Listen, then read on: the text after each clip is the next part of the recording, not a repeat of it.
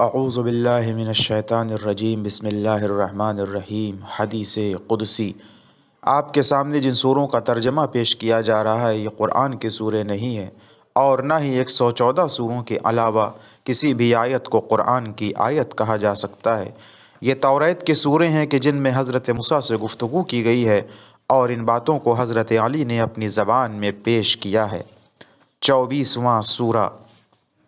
اللہ خود گواہ ہے کہ اس کے علاوہ کوئی معبود نہیں ہے، اور اس کے ملائکہ اور انصاف کے لیے کھڑے ہو جانے والے جانکار لوگ بھی اس کے ایک ہونے کے گواہ ہیں۔ بے شک اس عزت والے اور حکمت والے خدا کے علاوہ کوئی خدا نہیں ہے، اور دین اس کے نزدیک صرف اسلام ہے۔ نیک کردار والوں کو جنت کی خوشخبری دے دو، اور برے کردار والوں کو ہلاکت اور گھاٹے کی خبر سنا دو۔ جو اللہ کو پہچان کر اس کا کہنا مانے گا وہ نجات پائے گا، اور جو شیطان کو پہچان کر اس کا کہا نہ مانے گا وہ بچا رہے گا۔ حق کو پہچان کر اس کے پیچھے چلنے والا وہ محفوظ ہے، اور باطل کو پہچان کر اس سے الگ رہنے والا کامیاب ہے۔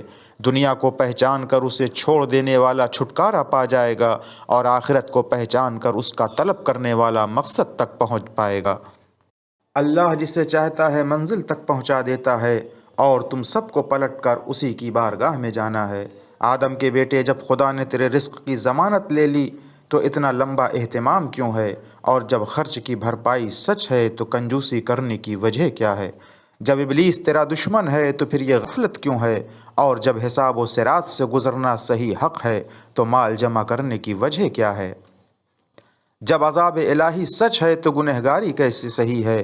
اور جب خدا کا ثواب طے شدہ ہے تو آرام کیوں کیا جا رہا ہے؟